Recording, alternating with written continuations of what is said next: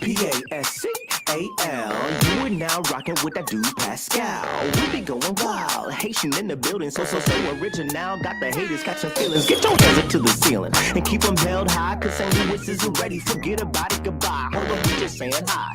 Five somebody, rise up. Weekdays, catch us live, somebody. Let's go. Good morning, good afternoon, and good evening, everybody. Welcome to the Pascal Show. Hope you guys are all doing well out there. Hope this show finds you in great spirits, as we all need the good spirits more than ever nowadays.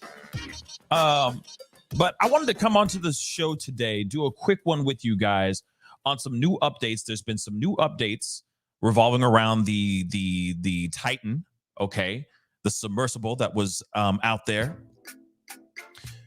on the tour with 5 individuals going down and seeing the Titanic wreckage. Obviously, we already know what happened. It's very, very sad what has gone down, the information that has come off of this whole story, how things have continued to spiral into some very interesting information, in some very interesting news. So I wanted to bring some information to you guys really, really quick.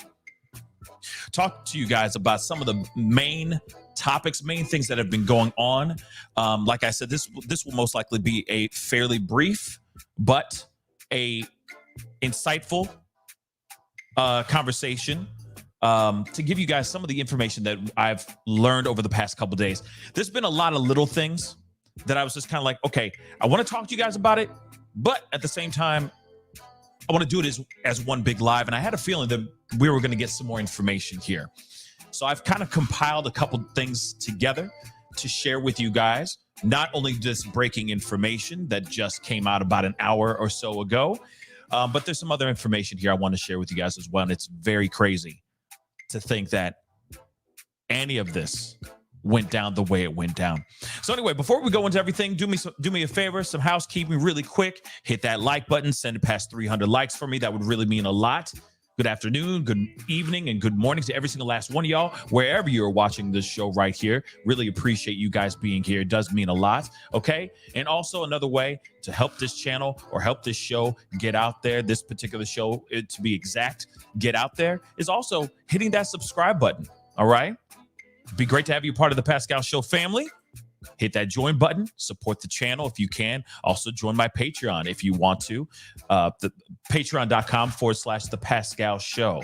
Please go on over there and come on, be a part of the family, okay? Either in membership or as a patron. Be greatly, greatly appreciated. Got some new things coming out here very, very soon that I'm basically sharing on Patreon right now. So please, by all means, hop on over there and check those things out. Anyway, we got to get into those things, into this conversation, because like I said, can't be on for a long time, but I'm going to be here for an informative time indeed. Now, we just have this new information. We're going to start from the very, very thing that you guys are all here for. We have breaking news, okay? Breaking as of the past hour, that there has been debris has finally been recovered from the bottom of the ocean about 1,600 feet away from the Titanic wreckage. In fact, I got a video to show you guys, to show you proof positive. Just want to make sure I have it.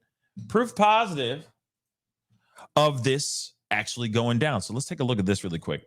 And we don't really need the sound, okay? So you don't need to hear the sound of this, but I'll share it anyway, okay? But as you can see, some of the wreckage of the Titan. I'm just going to mute it.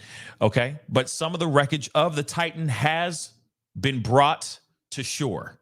Okay. I'm sure they're recovering a whole lot more. I'm sure this is not the only, maybe this is the only trip that they need to do. Maybe they gathered all the debris that they could.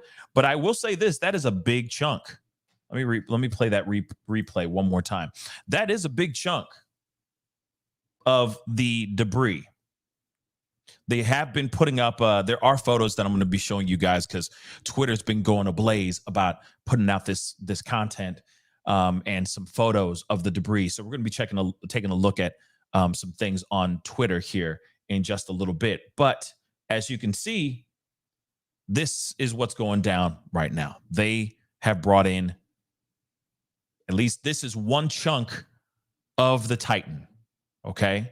And there are photos of others, which I'm going to be showing you guys here in just a minute. And I'll replay this video for you guys, for those of y'all who are kind of late to the party, in just a little bit. Okay.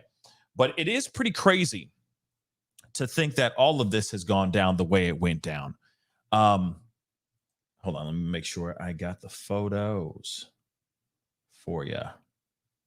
Yes. See, now like photos like this here. Okay. Like I said, this is not the only piece that they've brought back up. Okay. That piece that you saw in that video. There is a lot of, okay. Let me just save this really quick so I can just pull it up really quick for you guys in a bigger photo. Splat out. So let me blow up here. Okay. And as you guys can see, I mean, obviously this is okay. You know, pretty interesting. Now, Rosa, thank you so much for the $2 super chat. She said, the fact that the debris is covered says a lot. You know, I don't know if that's really translates as it's a gruesome scene, or if they are covering it for another reason. I don't know. It could mean Rosa, you could very well be right. It could mean that this is that there's some remnants, for lack of a better term, of the passengers still on or around the actual chunk that we just saw. That could very well be it. Or I don't know, maybe they're trying to cover it up to make sure it doesn't get messed up, because there is going to be an investigation into this whole situation, which is also something that hopefully I'll have time to share with you guys, which I do find incredibly interesting as well. It's very interesting, but it's fair, Rosa, to think that maybe they were covering that up because it could be pretty gruesome what may be inside of that chunk that they brought out. That could very well be it. But I do think that they're covering it also because they are about to go into an investigation into all of this. Like I said, Ocean Gate is in some serious trouble. We've already known this by now, but let's keep it real. They're in some serious trouble. Okay. Rightfully so. Let's continue though, as we look at this second piece. And as you guys can see, this is another piece of the Titan. To me, this looks like the front piece where the glass is, you know, like through the looking glass part. Okay. So that could be that piece. But then again, it could be any piece. You know, this was a cylindrical object, right? So it could very well be just a piece of the submersible. It could also be the front of it. It could be the back of it. It could be the middle. I don't know. But to me, it looks like that's the front, where the looking glass, where you can, you know, peer through and see in the front. Okay. But like I said, this is some crazy stuff, guys. Crazy stuff indeed. And don't worry, I will come back to these photos and the information that we, you know, of course, the video of everything as well. Now, for those of y'all who don't know, okay, again, there was a terrible thing that happened where the Titan took 5 individuals down to go see the Titanic, and they never came back up again. Now, there's been a lot of different things. We've heard a lot about how Ocean Gate waited 8 hours before they even alerted the United States Coast Guard. They waited 12 hours, close to 12 hours, before they even alerted the Canadian Coast Guard. They just sat on it as they said, this submersible went onto its descent for an hour and 45 minutes, And then after an hour and 45 minutes, they lost connection with the Titan. Now, there was a whole week of all of us on the edge of our seats trying to find out what the heck happened. People were, like myself, were pretty much summing this whole thing up, saying there was an implosion. There was a terrible accident that went down. This is horrible, but we should be getting ready to hear some not so great news, long story short. Okay. So after many, many days of search and in hoping for a search and rescue situation, they found out that on the floor, on the bed of the ocean, 1,600 feet away from the Titanic, it's the Titanic wreckage itself, they found debris of the actual submersible.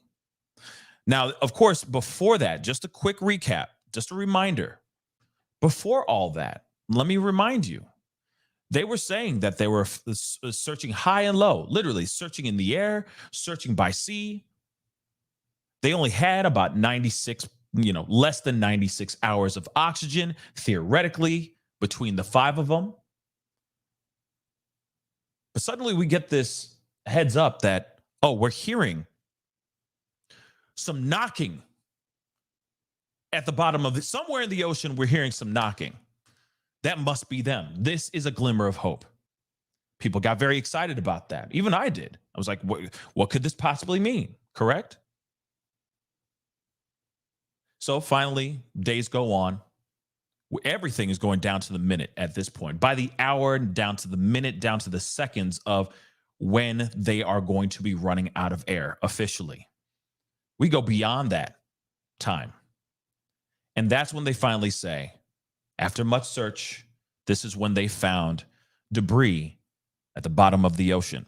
Now, I just want to show you guys this too, of the Titan, by the way, of the Titan at the bottom of the ocean. Just a quick reminder, this is what they were planning on having the Titan do, which allegedly the Titan has done this multiple times before. There is a YouTube video out right now that's got 4-point-something million views right now of a guy that actually took that very vessel down to go see the Titanic himself with his girlfriend. I really recommend you guys go and checking out that video if you haven't seen that yet. It's actually very, very fascinating and very interesting. Okay. But then after we find out about the Titan gone missing, this right here, the Titan gone missing, after they find the debris at the bottom of the ocean, which is devastating news, information we didn't want to know, we find out that the Navy, with their sonar buoys and whatnot, said that they heard something like an explosion, like an implosion, somewhere in the ocean around the same time that the Titan went and lost communication with their boat. Okay? The Polar Prince, if I'm correct, if I remember that correctly. Now, mind you, that was the same day. An hour and 45 minutes into their descent, they had an implosion. Navy had that information, yet that was not information. That was classified information. And we were all on pins and needles at the edge of our seats, wondering if these individuals were going to make it and be okay. Obviously, that's a frustrating piece of information. Okay. And it's devastating to hear that this was instantaneous and an implosion would be milliseconds. That there would not even be a moment to think. I read something where the act of blinking and having your eyes and mind take in that information of what you're seeing they're basically saying that the implosion would have happened faster than them even realizing that it happened. That's how fast the implosion would have been. Imagine that. Pretty crazy stuff. But now we know all this stuff. We know that the debris was at the bottom of the ocean. Okay. and that they were on to retrieve it. So let's get into this, okay? Just wanted to give you guys a quick recap, and those are very, very loose bullet points here, okay? But there's a whole lot more information that has come out as of recently, okay? Which we are going to be tapping into a bit here as well. But let's get into what you guys are mainly here for, which is obviously the breaking information. Debris is from doomed Titan submersible, okay, including nose with the porthole, which I was just talking to you guys about that ring. That's what I'm assuming it is, okay, for the Titanic 5 to view the wreck is brought ashore to Canada 10 days after catastrophic implosion, 12,500 feet below Atlantic. And of course, this took all of their lives, okay? This claimed all of their lives. And it would be impossible for them to survive. We even heard this from many other people saying it would be a 1% chance of any of these individuals actually surviving from this situation. 1%. But we're hoping, okay? We're holding on to a women of prayer because we'd like to try to stay positive as best as we can. But let's get into this, okay?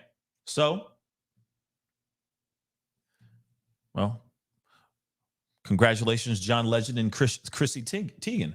Okay, so debris from the Titan submersible that imploded on the bottom of the Atlantic as it tried to reach the wreckage of the Titanic has been hauled ashore. The huge chunks of metal, including the nose with the porthole, the 5 men would have used to see the Titanic, were unloaded from the Horizon Arctic ship at the Canadian Coast Guard pier in St. John's, Newfoundland, Canada, this morning. They were quickly covered in large tarp, okay, before they were lifted by cranes onto trucks that took them away for assessment. The pieces included a large white section of curved metal. Another object was full of cables and other mechanical parts. Some of the sections which were pulled up appear to be parts of the sub's external cover and its landing frame, which were reportedly among the first bits of Titan debris which were discovered. A large circular piece of the Titan, which is similar to the section at the rear end of the hull, was also retrieved. So I guess that ring that I showed you guys a second ago was maybe the piece that connected this front piece to the actual hull. That could be it too. You see what I'm saying? But that is the front, the infamous front right there. Pretty crazy, guys. I mean, we already saw the video of this, but just again to see the images, pretty crazy stuff. Now, why they have it covered, I'm going to say this again. I don't know. But I think that they're using this to, one, not scuff up or, mess up what they have. They're going to use this for investigation.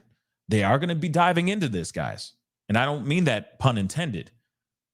Well, F it. Pun intended. Okay?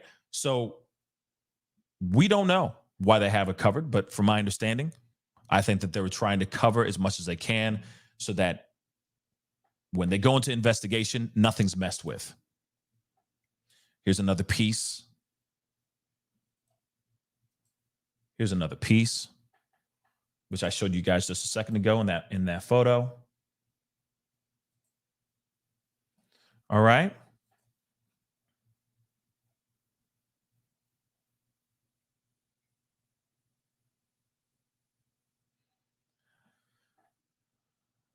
So yeah. So that's kind of the information that we have as far as the retrieval of the actual debris, which to me, again, is a very, very big deal. Okay.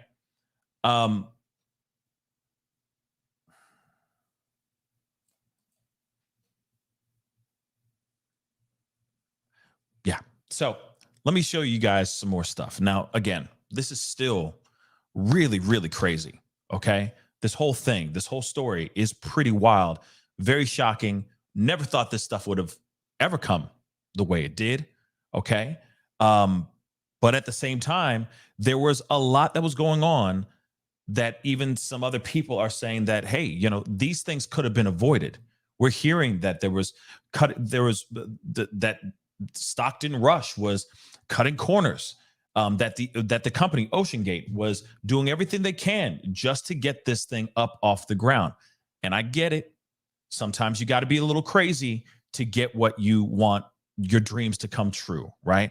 The Steve Jobs thing, okay? Which is funny because I just watched that earlier this morning. The movie with Michael Fassbender, however you say his last name. Anyway, I get it. Sometimes you got to be a little bit of a jerk to get what you want, to get what your dream to come to fruition. But at the same time, not at the expense of other people's lives, period. Okay? Not at the expense of other people's lives. But there have been a lot of reports, a lot of articles that have been floating all over the place, talking about how he was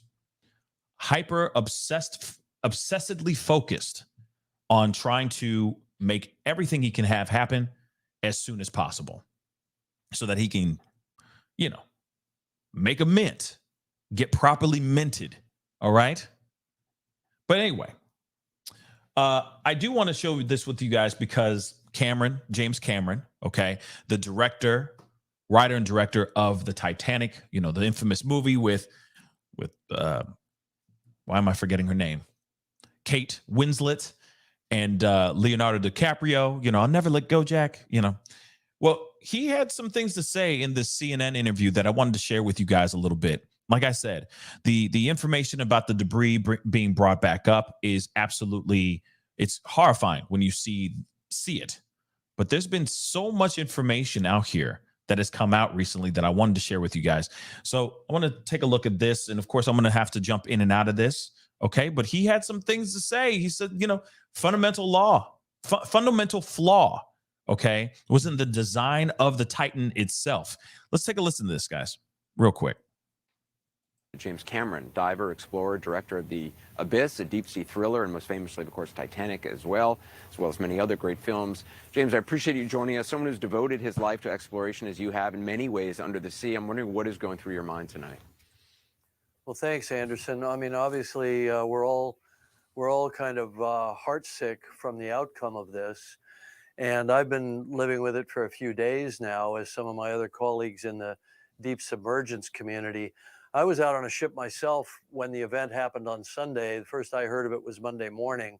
I immediately got on my network because it's, a very small community in the deep submergence group, and found out some information within about a half hour that they had lost comms and they had lost tracking simultaneously.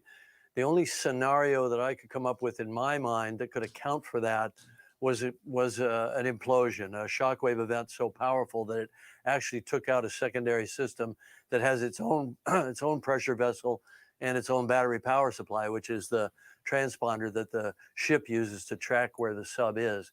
So literally what he assumed, like what everybody else so far has assumed, that, hey, I think this thing just straight up imploded right off the bat.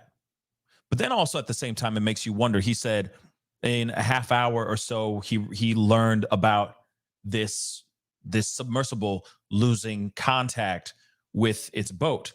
I keep wondering, when did he find out about the Titan losing comms? Was that 8 hours later, like the U.S. Coast Guard, or did he find out immediately? I'm just curious about that. But moving on. I was thinking implosion then. That's Monday morning. I got on the horn again with some other people, tracked down some intel that was probably of a military origin, although it could have been research, because there are hydrophones all over the Atlantic, and got confirmation that there was some kind of loud noise consistent with an implosion event. That seemed to me enough confirmation that I let all of my inner circle of people know that we had lost our comrades, and I encourage everybody to raise a glass in their honor on Monday. then I watched over the ensuing days this whole sort of everybody running around with their hair on fire search, knowing full well that it was futile, hoping against hope that I was wrong, but knowing in my bones that I wasn't. And so it certainly wasn't a surprise today. And I just feel terrible for the families that had to go through all these false hopes that kept getting dangled, as it played out.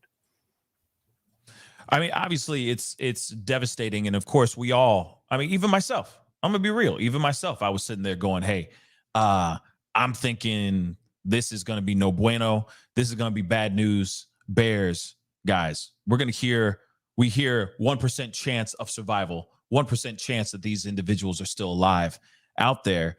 When you hear that, I mean, it's kind of hard to think that the other 99% that's against is their odds. It's tough, right? But it is true. I mean, you see all of this, you hear about this, and you go, well, they're underwater. This isn't like they're out in the middle of the desert and don't get me wrong, still, due to any type of circumstance, due to nature, etc. I mean, in extreme weather, okay. It could still be touch and go. It could still be 99% chance of them not being alive type of thing. But this is the ocean that we're talking about, and given the fact that we're all sitting at the edge of our seats for days, and it went past the time limit. Even past the time limit, you're sitting there going, there's no way. There was no way they could have made it. Even at that time, even if they were to find them at the bottom of the ocean, there's no way that they would have survived. Okay? There's no way. And it's unfortunate, but that's the truth. Let's go. I just want to you said it was on Monday that you learned of these listening devices under the water had picked up the sound of an implosion, or what was believed to be an implosion. Yeah. That's as it came to me. Now that's hearsay, multiple, they were credible sources. Right. So, I took that as a factor that I multiplied in with the other factors. And I couldn't think of any other scenario in which a sub would be lost where it lost comms and navigation at the same time and stayed out of touch and did not surface. I was also told, and I don't have confirmation on this, that they were on descent. They were a couple hundred meters above the seafloor, and they dropped their weights. Now, the only way for the ship to know that they had dropped their ascent weights, which would be an emergency abort, is if they had called that in, that they were ascending. So I believe now that they had some warning, that they heard some acoustic signature of the hull beginning to delaminate. An investigation will hopefully eventually show what did happen, because we all need to know as we go forward. The deep submergence community needs to know exactly what happened. Interesting. And you heard that, right? In the very, very beginning of his of Anderson Cooper's question. He said, I understand that you're telling me that Monday morning you heard about detection of an implosion. And of course, James Cameron, because he's James Cameron, is going to sit there and go, yeah, oh yeah, I heard about it. It's hearsay. But it was from credible sources, so on and so forth. But we never heard anything about that. We never heard any detection of or hearing it. And I get it that we are the public, so don't come at me. All right, I don't want no smoke. All right, because I know when I talked about it before, that kind of upsets and ruffled a few feathers. But at the same time, it is frustrating to think that I understand that he was out there already. He was already out there in the ocean as well. So I'm sure he was already hearing information. But it is interesting that there was already talks of hearing a possible implosion, the sound of an implosion underwater, and that it was never brought up in any of the conversations, in any of the press briefings, any of those things. And I keep wondering, it's frustrating. I get it again. Then the public doesn't need to know everything, but that piece of information would have been kind of helpful for people to get their minds ready for what inevitably happened. But again, It's interesting that he got that classified information, and he's a Hollywood director. Okay? Hollywood director. Avatar, Titanic, The Abyss, Terminator, Terminator 2. Come on, man. Come on now. All right. But still interesting. But let's continue. You've made dozens of, I mean, just extraordinary deep water expeditions, including more than 30 to the Titanic itself. You've also gone far deeper than the 13,000 feet where the Titanic is. I think you've gone deeper than just about anybody into the ocean. I wrote it into, I forgot the name of the place you went, but the Challenger Deep, which is just extraordinary. Deep, You went in your own design. Yeah, you went in your own designed craft that's a submersible that was experimental and didn't go through the sort of the standard safety protocols. But Correct. the difference is you were not taking passengers on board. Would you ever have taken passengers on board a submersible that had not gone through the standard maritime safety protocols? No, not at all. I mean, my sub that I went to the Challenger Deep dove safely 3 times deeper than Titanic. We made multiple dives in that sub. That sub was a single seater, and it was only contemplated that myself and the engineer with whom I co-designed the vehicle would be the only pilots of that sub. And we worked on it for 7 years. We knew every detail of it intimately. I was involved in every phase of the testing. So, you know, I assessed the risks. I understood them very well. And those were risks I was willing to take. I would never take it upon myself to ask someone else to take that type of risk. Or ask somebody to spend $250,000 to take a ride with you down to the bottom of the ocean. I'm assuming that's what he's trying to say here too. But let's continue. And look at his submersible. Look at that. That's redonkulous. Okay. And I don't see any PlayStation 3 controllers in this biznai, but let's continue.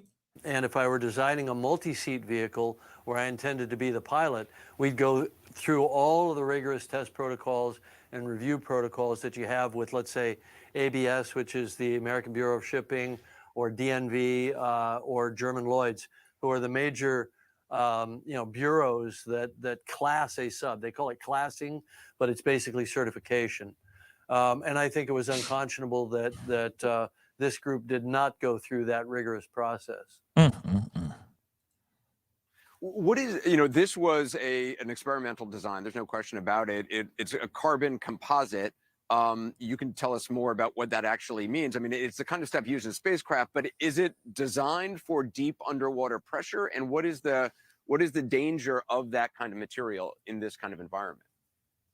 It's completely inappropriate for a vessel that sees external pressure. Carbon fiber composites are used very, very successfully for internal pressure vessels, like, let's say, a scuba tank. And you can get 2 or 3 times multiple of what you could get out of steel or aluminum for that type of pressure bottle. But for something that's seeing external pressure, all of the advantages of composite materials go away and all the disadvantages come into play.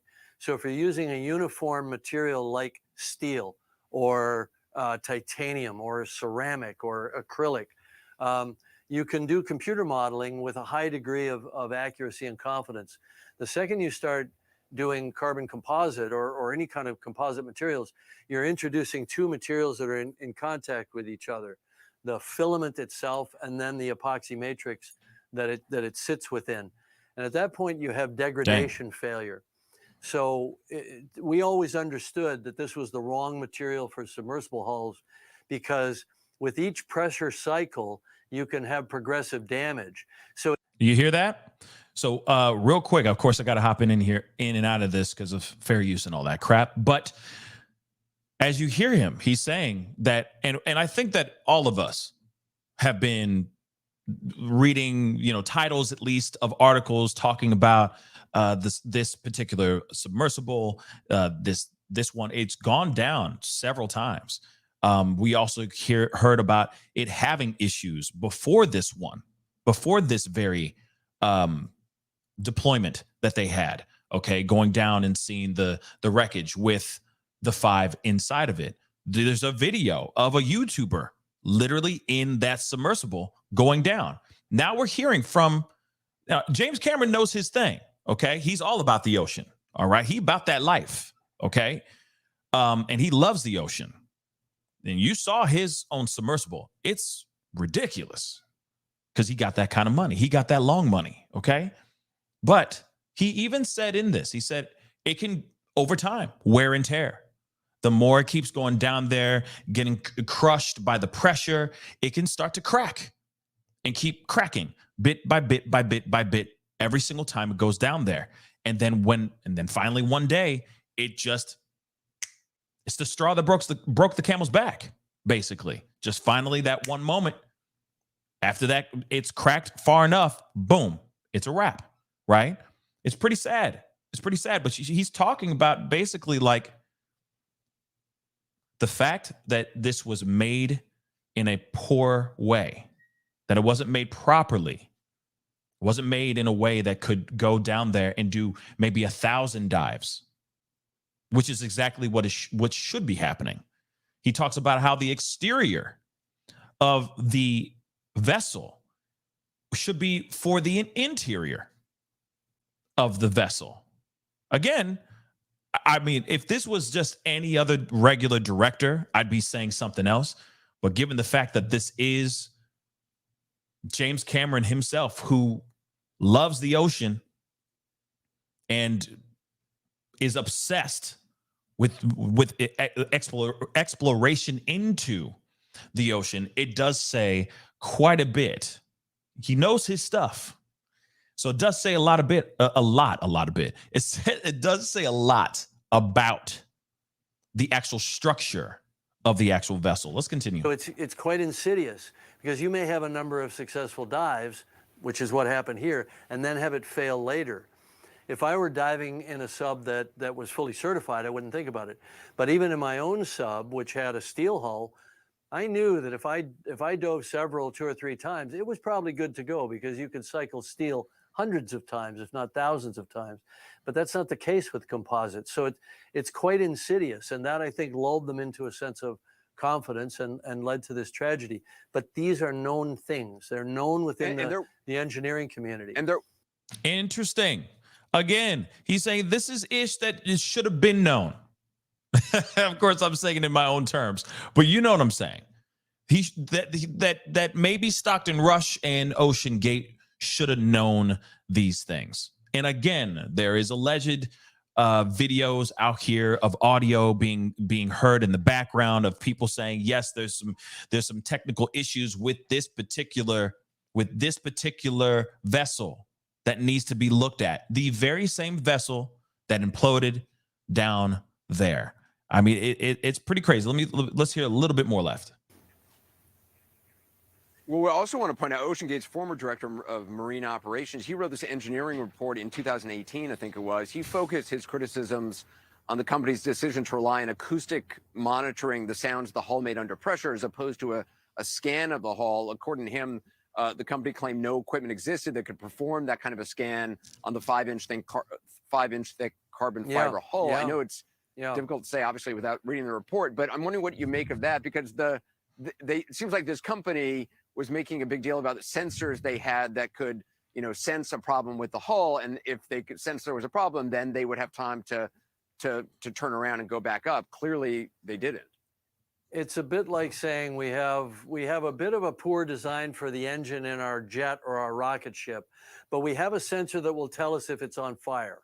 To me, that's cold comfort. And I think that if you're building a hull where you need to have sensors to tell you that it's failing, in the process of failing, you have no business designing subs or being in that sub.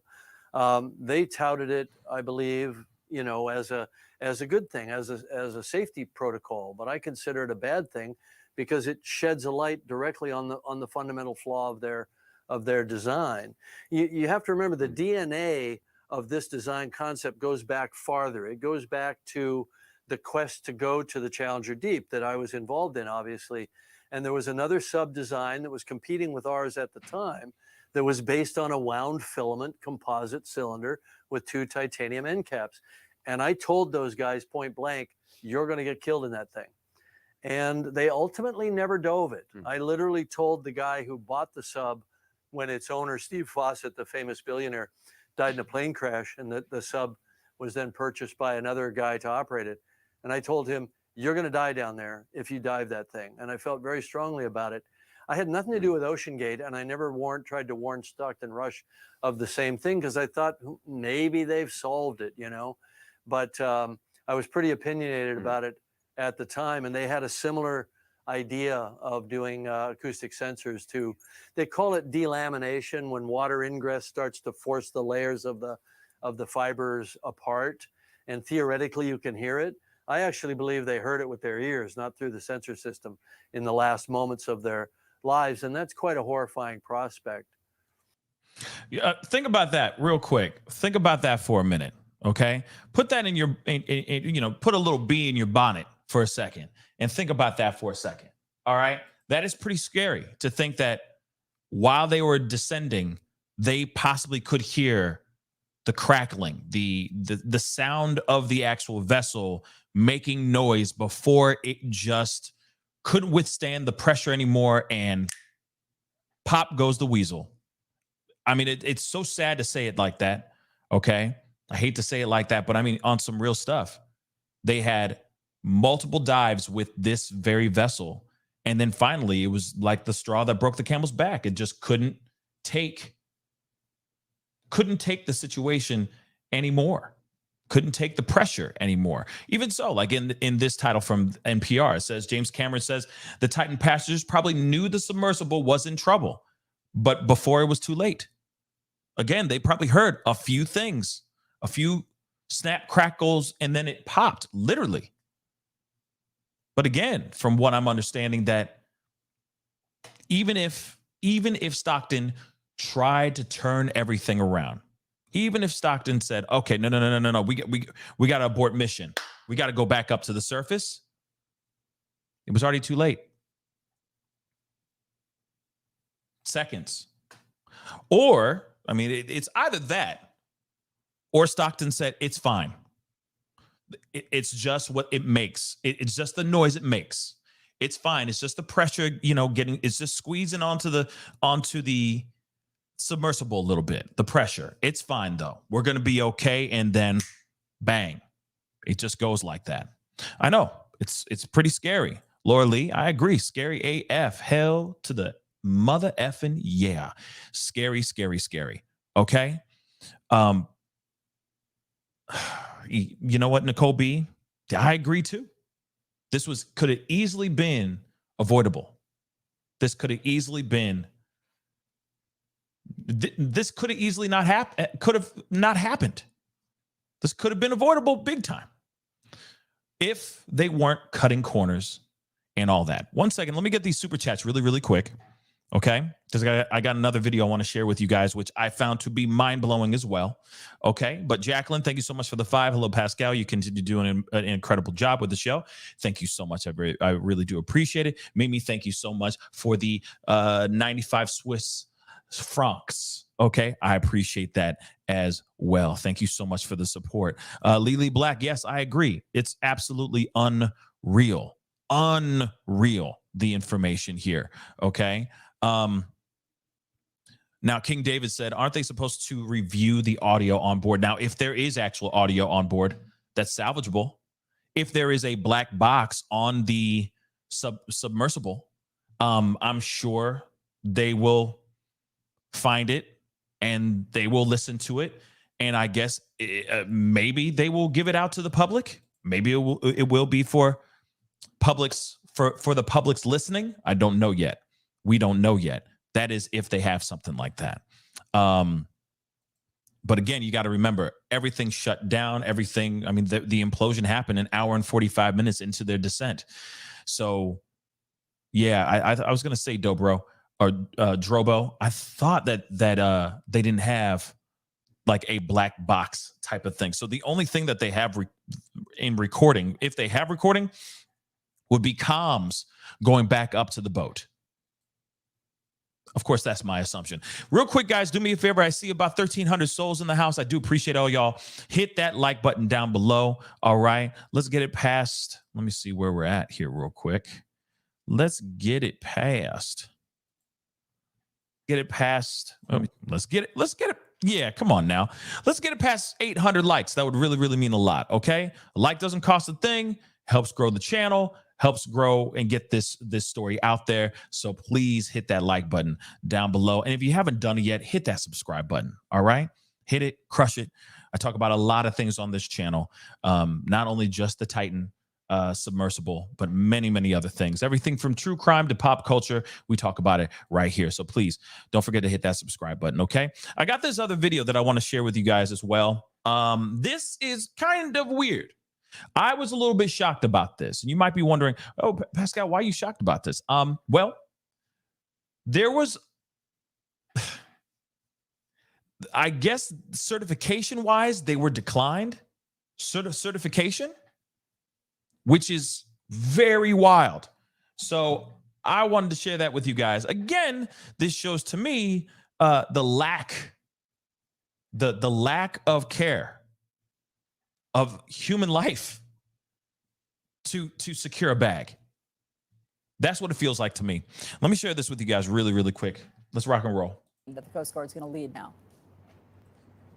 Right. And just to point out, Allison, as you know, not just the U.S. Coast Guard, but in addition to that, we've also gotten word today that the National Transportation Safety Board is also going to be a part of this investigation. And in addition to that, you've got the Canadian Transportation Board involved as well. What's going to be key to the investigation, though, forensic evidence, right? You've got to get as much as you can, gather as many pieces as you can of the Titan as possible. That's why it's so important for those remotely operated vehicles to continue work on the ocean floor. So while you've heard word about vessels pulling out of the area, and indeed that is happening in the North Atlantic, those ROVs, those remotely operated vehicles, are staying there. They're continuing to scour the debris area, trying to get as much evidence as possible, because what forensic experts are going to have to do is they're going to have to get pieces of that hull, and they're going to have to try to do some testing on that to try to come to some conclusion about the integrity of the hull. This, as we've heard from so many people over the last 24 to 48 hours, who say that they raised issues with OceanGate about its safety protocols and about the integrity of the Titan. Allison? Now, real quick, I'm hearing that the hull has been, I'm hearing, I don't know if it's entirely true, but I've heard that maybe they have pieces of the hull as well. But at the same time, I have yet to see any footage of that as of yet. I mean, it's just debris everywhere. But moving on, let's play a little bit more. Jason, what about this marine certification company? Boom. It rejected a request to certify the Titan. Right. Lloyd's Registrar, and that is the company that typically does this type of marine vessel registration. According to what we've heard here at CNN, there was a request from OceanGate to have Titan certified. This was back in 2019, and this company denied the request to do that. Did not want to work with them. The company did not provide a reason as to why that happened. But what's interesting about that, you'll remember that OceanGate on its website had said that they had decided to forego getting registered, saying that it was standing in the way of innovation. That was something that... What? Standing in the way. Let me sorry. Let me roll that back just a tiny bit. Saying that it was standing in the way of innovation. That was something that was up on their website. The hell? That website has now been taken down. Allison? Okay.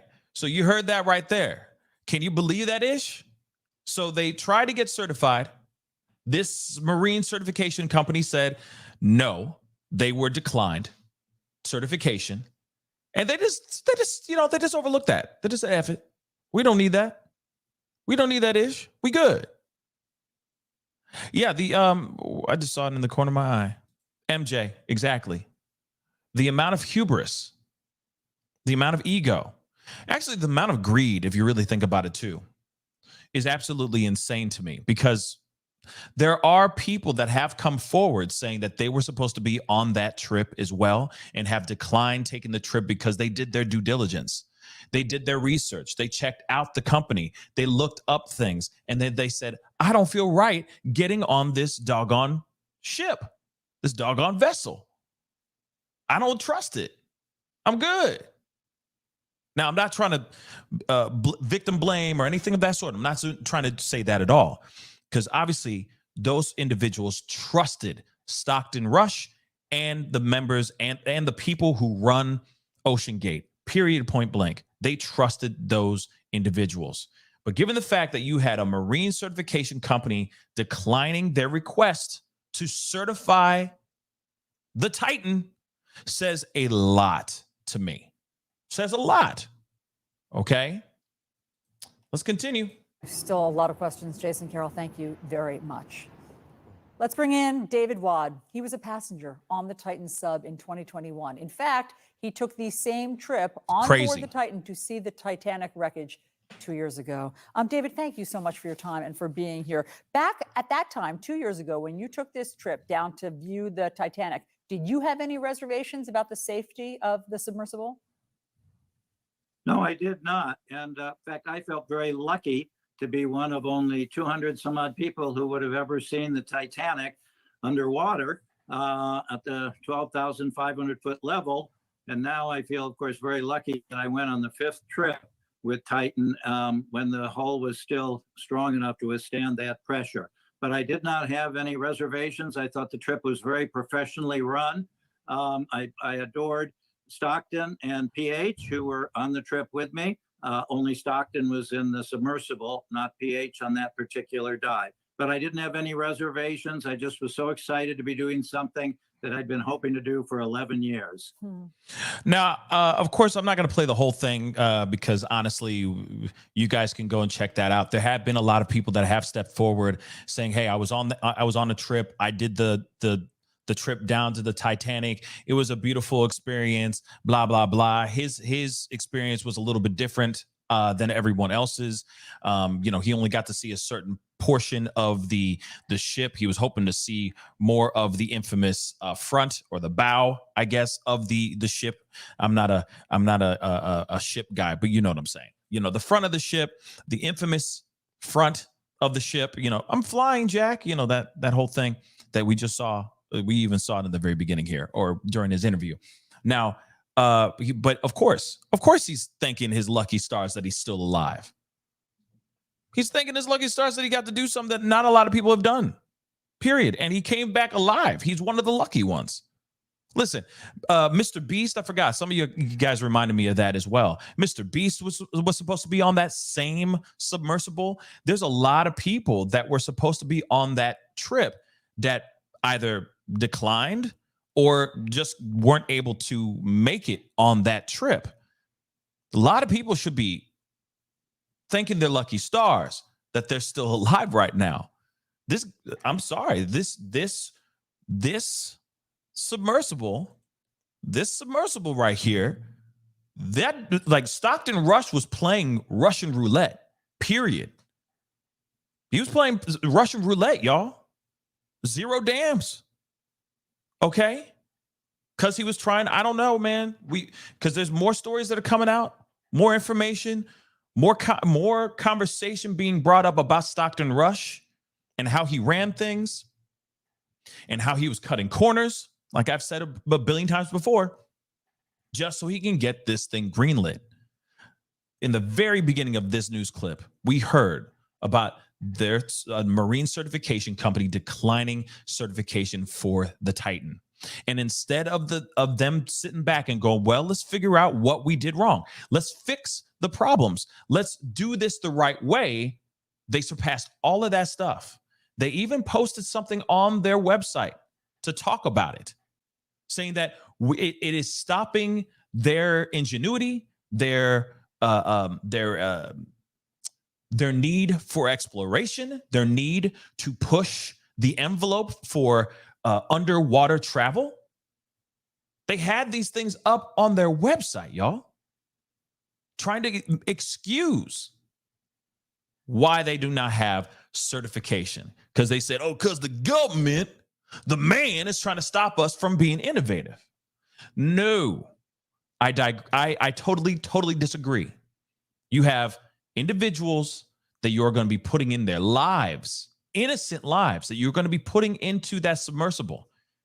You have to abide by certain things to make sure that everyone comes back up to the surface in one piece.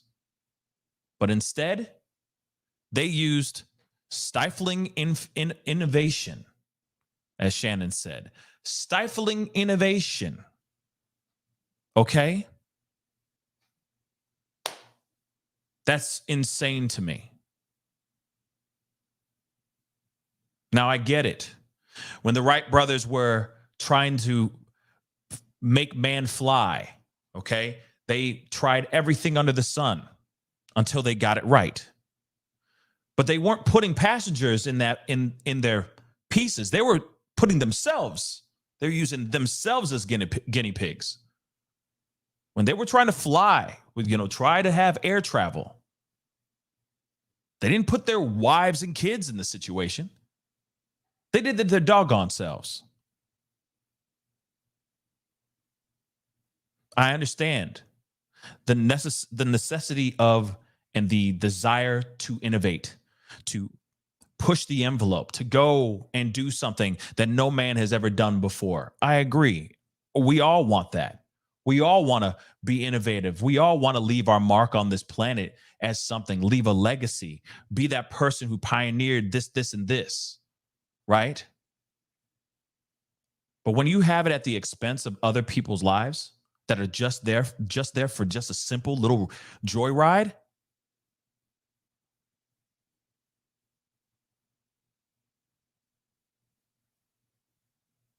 that's not innovation, guys. That's greed. You're paying these people, or these people are paying you $250,000 for a death certificate. Anyway, guys, that is the show. I appreciate all y'all for being here. Really, it really does mean a lot. Okay. Unfortunately, the show has to end now. But of course, if there's any more information surrounding this topic, this conversation, I will be back on it to talk to you guys about it for sure. Tonight, I will be on with Perez Hilton. Okay. He'll be on for a quick show tonight at 7 p.m. Central Standard Time. So be sure to tune in if you're interested in just we're going to be having a very interesting and entertaining conversation tonight. So if you're interested, come on in and have that conversation with us. Okay. But I appreciate all y'all. Angelina, thank you so much for saying that. No, thank you so much. I appreciate y'all for being here. Okay. But it is time to get going, okay? So do me a favor, hit that like button down below, crush it, make it scream out your name, all of that good stuff, all right? Don't forget to hit that subscribe button, hit that join button, become a member, okay? Become a family member, or join my Patreon, all right? Patreon.com/The Pascal Show. Trust me, you'll really appreciate it. I'm sure you will. Okay, guys? But anyway, it is time to get going. I appreciate all y'all for being here. Have a great rest of your day. And I'll see you guys tonight at 7 p.m. Central Standard Time. Be good to yourselves. Be good to one another. See you guys soon. This is The Pascal Show. Bye.